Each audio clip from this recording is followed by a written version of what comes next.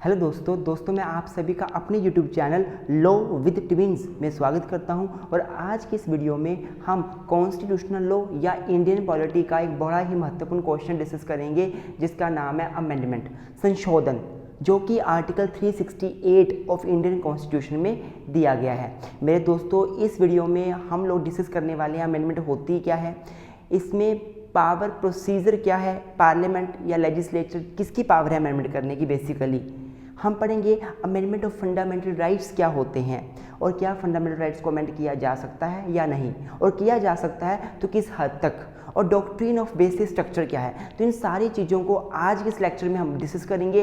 Lecture थोड़ा सा लंबा हो सकता है, लेकिन प्लीज़ लेक्चर को पूरा देखें, क्योंकि अगर आपने ये लेक्चर देख लिया तो आपको पूरे यूट्यूब पर किसी भी वीडियो को देखने की ज़रूरत नहीं पड़ेगी और आप पेपर में 100% अच्छा करके आओगे। तो दोस्तों, वीडियो शुरू करने से पहले आप सभी का अपने YouTube चैनल में स्वागत करूंगा और साथ ही आपसे रिक्वेस्ट करूंगा कि प्लीज़ अगर अभी तक आपने चैनल को सब्सक्राइब नहीं किया है तो अभी लॉ विद ट्विंस चैनल को सब्सक्राइब करें, बेल आइकन पर प्रेस करें ताकि आपको नोटिफिकेशन सारी मिलती रहें। इसके अलावा हमने अपने YouTube चैनल पे बहुत सारी वीडियोस बना रखी हैं, रिवीजन सेशन बना रखी हैं, उनको जाकर देखें और अपने सारे डाउट क्लियर करें। तो आइए दोस्तों, वीडियो शुरू करते हैं। गाइस, वीडियो लंबी ना हो इसलिए ये पार्ट 1 रहेगा और अगले वीडियो में पार्ट 2 में हम फंडामेंटल राइट्स की अमेंडमेंट के रिगार्डिंग जो लैंडमार्क केसेस हैं वो डिस्कस करेंगे और बेसिक स्ट्रक्चर डॉक्ट्रिन को अच्छे से गहराई से समझेंगे। तो प्लीज़ इस पार्ट को पूरा देखें, फिर दूसरा पार्ट भी जरूर देखें।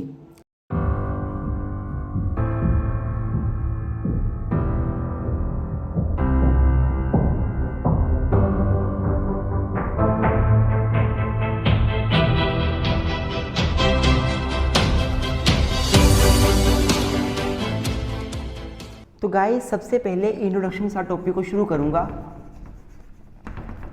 तो हमारा जो इंडियन कॉन्स्टिट्यूशन है उसकी one of the very important feature of our constitution is that it is a mixture of rigidity and flexibility. हमारा जो कॉन्स्टिट्यूशन है इसकी ये फीचर है कि ये फ्लेक्सिबल भी है, ये फ्लेक्सिबल भी है और ये रिजिड भी है और ये रिजिड भी है। अब मेरे दोस्तों, एक कॉन्स्टिट्यूशन फ्लेक्सिबल तब होता है जब उस कॉन्स्टिट्यूशन के प्रोविजंस को चेंज करना बहुत आसान होता है।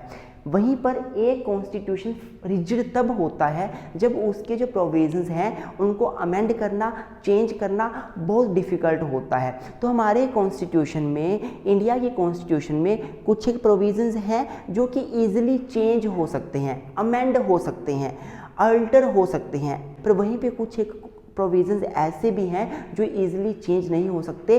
वो डिफ़िकल्टी, उनको चेंज करने में थोड़ा सा लंबा प्रोसीजर लगता है, थोड़ी सी डिफ़िकल्टी आती है। तो इसीलिए ये बोला जाता है कि हमारा कॉन्स्टिट्यूशन फ्लेक्सिबिलिटी और रिजिडिटी का मिक्सचर है। अब मेरे दोस्तों, इसीलिए हमारा कॉन्स्टिट्यूशन जो है उसमें 3 प्रकार से कॉन्स्टिट्यूशन को अमेंड किया जा सकता है। एक तो है बाय सिंपल मेजॉरिटी, एक है बाय स्पेशल मेजॉरिटी और एक है special majority plus half of the state legislatures consent, state legislatures ratification. मेरे दोस्तों, आप ये सारी बातें इंट्रोडक्शन में लिखोगे, सारी बातें, उसके बाद आप लिखोगे कि law is a dynamic, law dynamic है, law is subject to change. जैसे सोसाइटी चेंज होती है, लॉ को भी चेंज होना पड़ता है। इसलिए this amendment is very very necessary in to be introduced in our constitution. ये बड़ा जरूरी था कि इंट्रोड्यूस करते हैं अमेंडमेंट को, क्योंकि लॉ तो चेंज होना चाहिए सोसाइटी की नीड्स के अनुसार। ये सारी बातें आप लिखोगे। अब इसके बाद आगे हम पढ़ेंगे कि what is the meaning of amendment and why this amendment is necessary. तो मेरे दोस्तों, अगर मैं यहाँ पे बात करूँ कि व्हाट इज़ अमेंडमेंट, अमेंडमेंट क्या होती है, तो अमेंडमेंट का सिंपल सा मतलब है कि स्टैच्यूट में चेंज लाना, to bring the change in the statute by way of, it means to bring change in the statute. और चेंज कैसे ला सकते हैं हम? बाय वे ऑफ एडिशन और वेरिएशन और by way of repeal. By way of repeal. तो क्या होता है बेसिकली अमेंडमेंट मतलब संशोधन का मतलब होता है कि आप स्टैट्यूट में या रिटन लॉ में चेंज लेकर आते हो। कैसे चेंज लाते हो? या तो उस स्टैट्यूट में कुछ ऐड करके, जब कुछ ऐड करोगे तो चेंज अपने आप आ जाएगा। आर्टिकल्स कोई ऐड कर दिए नया कॉन्स्टिट्यूशन में, उसमें चेंज आ गया, या कोई वेरिएशन लाकर, वेरिएशन का मतलब है कि आप आर्टिकल को चेंज कर देते हो। मान लो किसी आर्टिकल में लिखा हुआ है पार्लियामेंट में यूज द पावर, आपने अमेंडमेंट लाई और आपने वहां पे वर्ड यूज कर दिया parliament shall use the power. पहले वर्ड में था, अब शैल हो गया, वेरिएशन आ गया। तो ये भी क्या है? ये भी एक अमेंडमेंट है, ये भी एक चेंज है। तो this is also amendment. And bye way of repeal, हमारे कॉन्स्टिट्यूशन में कोई वर्ड है, आपने उसको बाद में रिपील कर दिया, हटा दिया वहां से। तो what is amendment? Basically amendment means to bring the change in the statute either by way of addition और बाय वे ऑफ वेरिएशन और by way of repeal. This is what we call amendment, संशोधन। संशोधन का मतलब क्या होता है? I hope आपको समझ आया होगा। मेरे दोस्तों को वीडियो अच्छी लग रही हो तो बिना कंजूसी किए लाइक अभी कर दें।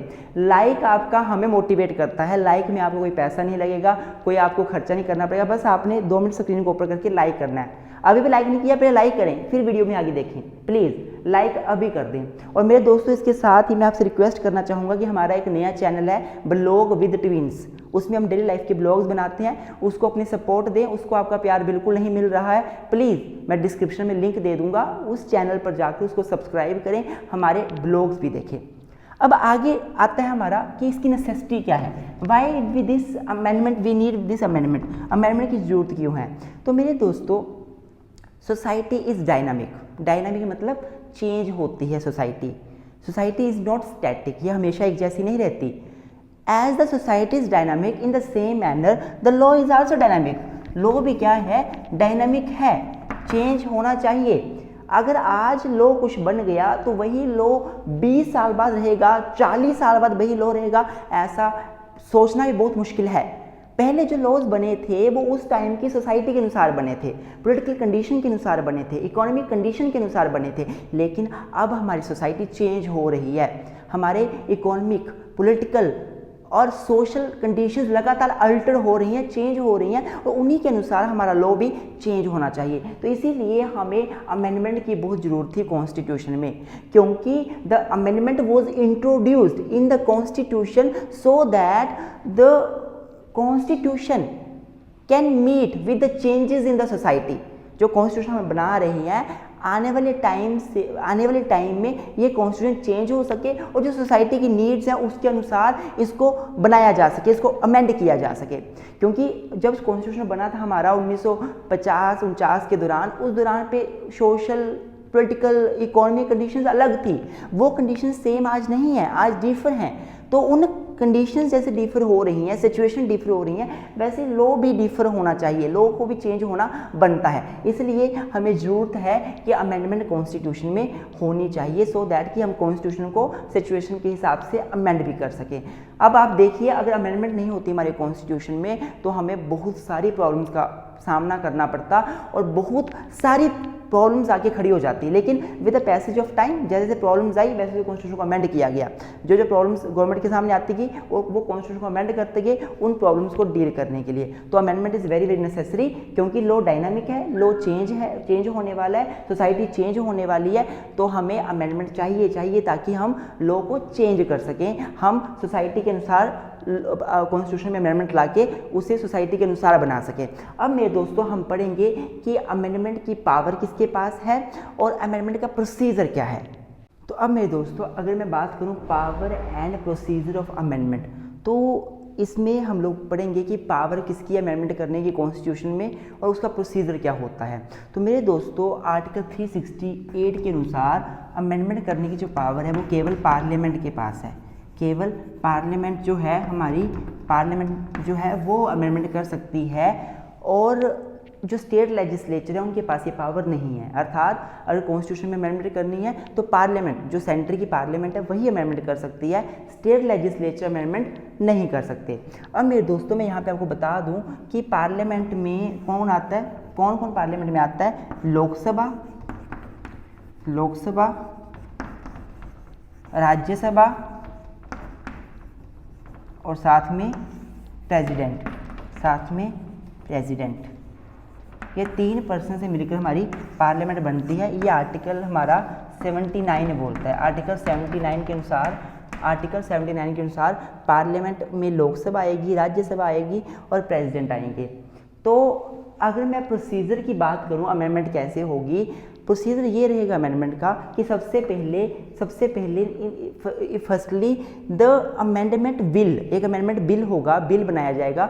वो बिल सबसे पहले किसी भी हाउस में, दोनों में से लोकसभा या राज्यसभा में पेश किया जाएगा अमेंडमेंट बिल जो होगा, और उस हाउस को उस अमेंडमेंट बिल को पास करना पड़ेगा रिक्वायर्ड मेजोरिटी के साथ। अब मेरे दोस्तों रिक्वायर्ड मेजोरिटी वर्ड में यूज़ कर रहा हूँ, तो पहला स्टेप ये है कि लोकसभा या राज्यसभा में किसी भी सदन में सबसे पहले एक बिल को पास करना पड़ेगा कॉन्स्टिट्यूशन में अमेंडमेंट लाने के लिए। अब वो बिल जो है वो स्पेशल मेजोरिटी से भी पास होने वाला बिल हो सकता है, सिंपल मेजोरिटी से भी पास होने वाला बिल हो सकता है। वो डिपेंड करेगा कि अमेंडमेंट आप कॉन्स्टिट्यूशन में कौन से प्रोविज़न में कर रहे हो।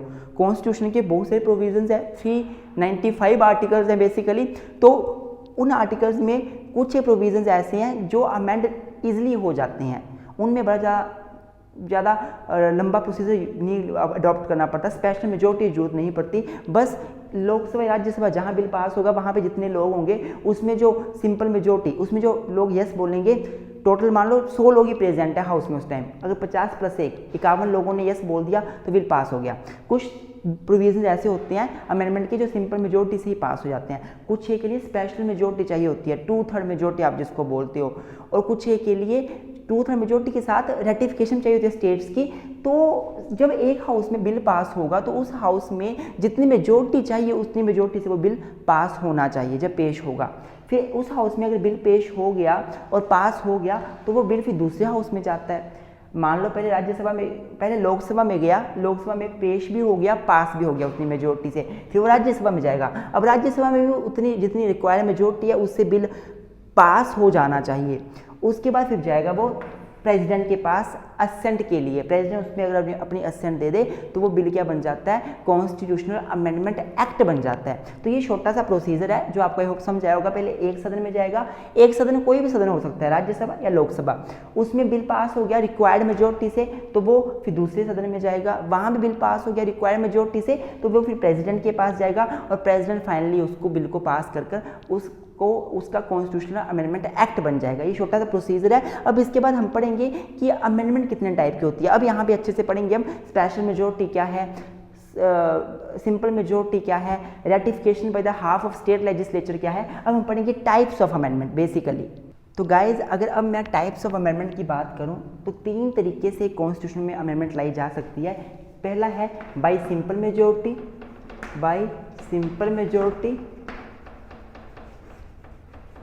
दूसरा है बाय स्पेशल मेजोरिटी और तीसरा है special majority plus half of state legislature ratification. तो 3 तरीके से हम एक कॉन्स्टिट्यूशन में अमेंडमेंट ला सकते हैं, bye simple majority, special majority plus half of state legislatures ratification. तो सबसे पहले हम पढ़ेंगे bye simple majority. Simple majority क्या होती है? तो मेरे दोस्तों अगर कुछ एक प्रोविजंस ऐसे हैं कॉन्स्टिट्यूशन में जो सिंपल मेजोरिटी से हम अमेंड कर सकते हैं, उसके लिए हमें स्पेशल मेजोरिटी की जरूरत नहीं पड़ती। सिंपल मेजोरिटी का मतलब क्या है? सिंपल मेजोरिटी का मतलब है more than 50% of the persons present in the house and their voting.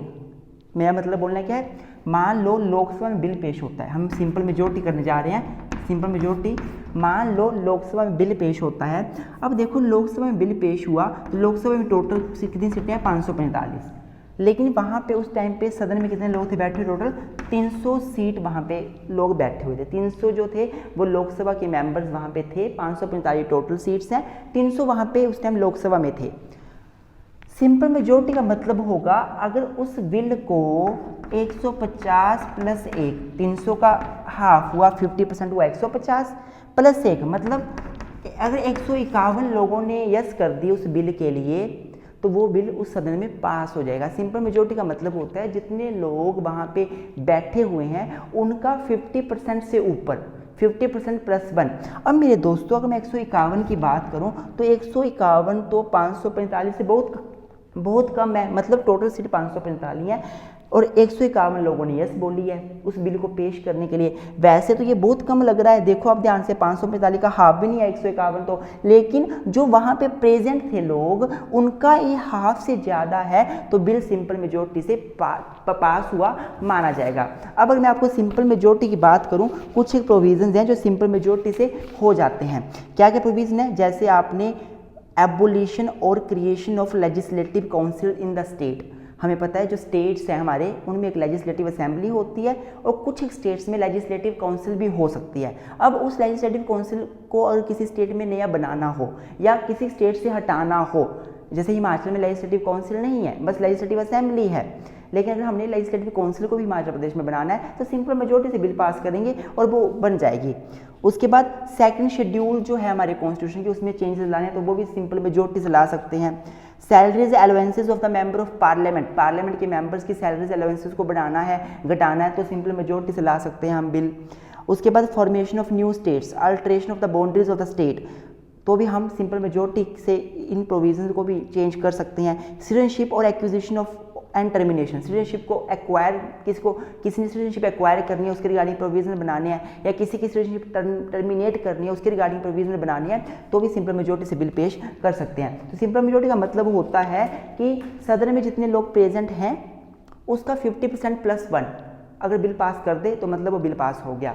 अब मेरे दोस्तों यहाँ पे आपको बता दूँ कि प्रोसीजर कैसे रहेगा, पहले एक हाउस में जाएगा बिल सिंपल मेजोरिटी से, वहाँ पेश हो गया, वहाँ पास हो गया, फिर दूसरे हाउस में जाएगा, फिर प्रेसिडेंट के पास जाएगा, फिर अमेंडमेंट हो जाएगी। ये तो हो गया हमारी सिंपल मेजोरिटी। अब दूसरी जो मेजोरिटी हमारी वो है स्पेशल मेजोरिटी।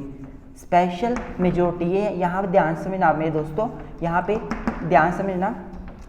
अगर आपको वीडियो अच्छी लग रही है तो प्लीज़ लाइक कर दें, बिल्कुल भी कंजूसी ना करें लाइक में, हमारे मोटिवेशन के लिए। और मेरे दोस्तों अगर आप हमारे एफर्ट्स के लिए हमें कंट्रीब्यूशन करना चाहते हैं, आपको लगता है कि आप हमें कंट्रीब्यूट करें, मोनेटरी हेल्प करें, हमें मोनेटरी एड करें, तो आप हमारे गूगल पे नंबर 8219820461 821920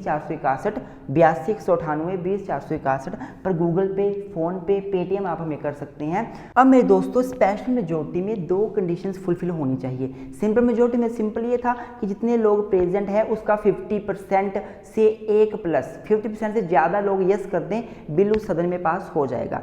अब स्पेशल मेजोरिटी में क्या है, पहली कंडीशन ये है कि जितने लोग हाउस में प्रेजेंट हैं उनका जो 2/3 है वो बिल को पास करे, बिल को पास करेंगे यस करे। प्लस दूसरी कंडीशन ये है कि जो 2/3 होना होगा, जो 2/3 आएगा वो आपका टोटल मेंबरशिप का 50% से ज़्यादा होना चाहिए। ध्यान से सुनने में इस बात समझने की कोशिश करना। मान लो लोकसभा में बिल पास होता है अमेंडमेंट के लिए और लोकसभा की टोटल लोग हैं 545 लोग टोटल हैं। किसी दिन हाउस में कितने लोग प्रेजेंट हुए, मान लो 351। अब 351 लोग हाउस में प्रेजेंट हुए तो 351 का 2/3 बनता है हमारा अबाउट 261 बनता है। मान लो 351 लोग प्रेजेंट हुए, 351 में से 311 लोगों ने बोला हम बिल को पास करते हैं, हम इसके फेवर में है कि अमेंडमेंट होनी चाहिए, 311 लोगों ने बोला। 80 लोगों ने बोला हम इसके फेवर में नहीं हैं। अब यहाँ पे ध्यान से देखो, 311 लोगों ने बोला हम फेवर में है, 80 ने बोला हम फेवर में नहीं है। जो 311 लोग हैं वो 391 जो प्रेजेंट लोग थे वहाँ पर उसका 2/3 बनता है 261। 311 261 से ज़्यादा है, मतलब पहली कंडीशन तो फुलफिल हो गई। पहली कंडीशन तो फुलफिल हो गई हमारी कि स्पेशल मेजोरिटी के लिए जो लोग प्रेजेंट होते हैं उनका 2/3 उस बिल को पेश करने में यस करें। अब 2/3 कितना बना, 391 का 261 लोग यस कर दें, बिल प्रेजेंट होना पास होना चाहिए तो बिल पास हुआ माना जाएगा। और यहाँ पर यस करने वाले कितने हैं, 311 हैं, 261 से भी ज़्यादा, तो 2/3 में जो मेजोरिटी वाली कंडीशन तो फुलफिल हो गई, नो डाउट। अब मेरे दोस्तों दूसरी कंडीशन क्या है कि जो ये 2/3 मेजोरिटी बनेगी, कितनी बनी हमारी 311, ये टोटल मेंबर ऑफ लोकसभा के 50% से ज़्यादा होने चाहिए। अब टोटल मेंबर कितने लोकसभा के 545, इसका 50% कितना बना 2 दूनी 4, 7 दूनी 14, अबाउट 272। अब 311 272 से भी ज़्यादा है, दोनों कंडीशन फुलफिल हो गई यहाँ पर। इसका मतलब क्या हुआ, बिल यहाँ पे स्पेशल मेजोरिटी से पास हो जाएगा। तो स्पेशल मेजोरिटी में एक बात याद रखना, पहली बात, जो मेंबर प्रेजेंट हैं उनका 2/3 से ज़्यादा लोग बोलें कि हम बिल को पास करना चाहते हैं, और दूसरा जो 2/3 लोग होंगे वो टोटल मेंबरशिप के 50% से ज़्यादा होने चाहिए। आई होप आपको समझ आ रहा होगा। तो कुछ एक प्रोविजंस ऐसे हैं जो स्पेशल मेजोरिटी से पास होते हैं, जैसे कि मैं आपको एग्जांपल दे देता हूँ। जैसे कि हमारे जो फंडामेंटल राइट्स के प्रोविजंस हैं, directive principles of state policy के प्रोविजंस हैं, ये प्रोविजंस 2/3 मेजोरिटी से पास होने ही चाहिए। अब तीसरा जो है हमारा वो है special majority plus half of the state legislature ratification. कुछ ये प्रोविजंस ऐसे हैं हमारे कॉन्स्टिट्यूशन के जो अमेंडमेंट करने के लिए हमें स्पेशल मेजोरिटी तो चाहिए, ये जो हमने प्रोसीजर फॉलो किया। इसके अलावा हमें पूरे स्टेट लेजिस्लेचर की हाफ लेजिस्लेचर की यस भी चाहिए। तो मेरे दोस्तों, जो तीसरा टाइप है अमेंडमेंट का वो है special majority plus half of state legislature. कुछ ही प्रोविजंस ऐसे हैं हमारे कॉन्स्टिट्यूशन में, जैसे कि प्रेसिडेंट के इलेक्शन को चेंज करना हो, उसका प्रोसीजर चेंज करना हो। जैसे कि मैं आपको नाम बता देता हूँ, यहाँ पे कुछ प्रोविजन है। Election of president of India and its manner, extent of executive power of the union and state, supreme court, high court के बारे में, representation of state in the parliament, power of parliament to amend the constitution, जो 368 article है, इसको भी अगर change करना हो किसी प्रकार से तो हमें क्या चाहिए, हमें चाहिए स्पेशल मेजोरिटी। स्पेशल मेजोरिटी का मतलब क्या है, जितने लोग प्रेजेंट है उनका 2/3, और ये जो 2/3 है वो टोटल मेंबरशिप का 50% से ज़्यादा होना चाहिए। आई होप आपको समझ आ रहा होगा मेरे दोस्तों। कोई कंफ्यूजन हो कमेंट बॉक्स में कमेंट करके क्लियर कर सकते हैं। वीडियो को अच्छा लग रहा हो तो वीडियो लाइक कर दें। मेरे दोस्तों, ये मैं जो वीडियो बना रहा हूँ ये पार्ट 1 रहेगा, क्योंकि अभी तक फंडामेंटल राइट्स की अमेंडमेंट बहुत लंबी जाती है, वो काफ़ी उसमें केस लॉज लैंडमार्क और उनमें डीपली मुझे बताना पड़ेगा। तो मैं ये पार्ट 1 करूँगा, पार्ट 2 मैं अलग से बनाऊँगा।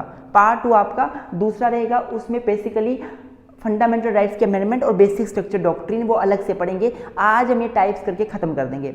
अब तीसरा जो है, तो कुछ प्रोविजन को स्पेशल मेजोरिटी तो पास करे हाफ ऑफ स्टेट लेजिस्लेचर भी उसको पास करें। जो पूरे देश के लेजिस्लेचर्स हैं, एमएलएज हैं, हाफ एमएलएज अगर यस कर दें तो बिल पास हो जाएगा, अमेंडमेंट बन जाएगी। प्रोसीजर मैंने आपको पहले बता दिया, पहले एक हाउस में जाएगा, एक हाउस से पूरा प्रोसीजर फॉलो होगा, जो रिक्वायर्ड मेजोरिटी है उससे बिल पास होगा, फिर दूसरे हाउस में जाएगा, वहाँ पे बिल पास होगा रिक्वायर्ड मेजोरिटी से, फिर प्रेसिडेंट के पास जाएगा, प्रेसिडेंट उसको अपनी असेंट दे देगा और बिल फिर लोकसभा राज्यसभा तीनों में पास होकर फिर वो क्या बन जाएगा, कॉन्स्टिट्यूशनल अमेंडमेंट एक्ट। मेरे दोस्तों, ये पूरा हमारा लेक्चर खत्म हो जाता है। आई होप आपको आज का वीडियो अच्छा लगा होगा। वीडियो अच्छा लगे तो लाइक जरूर करें, चैनल पे नहीं हो तो सब्सक्राइब अभी कर लें। आपकी सब्सक्रिप्शन हमारे लिए बड़ी मोटिवेशन क्रिएट करती है। और अगर आप हमें कंट्रीब्यूट करना चाहते हैं तो हमारे गूगल पे नंबर पे आप हमें कंट्रीब्यूट भी कर सकते हैं। 82 198 20 461, ये हमारा गूगल पे, फ़ोन पे, पेटीएम पे हमारा फ़ोन नंबर है।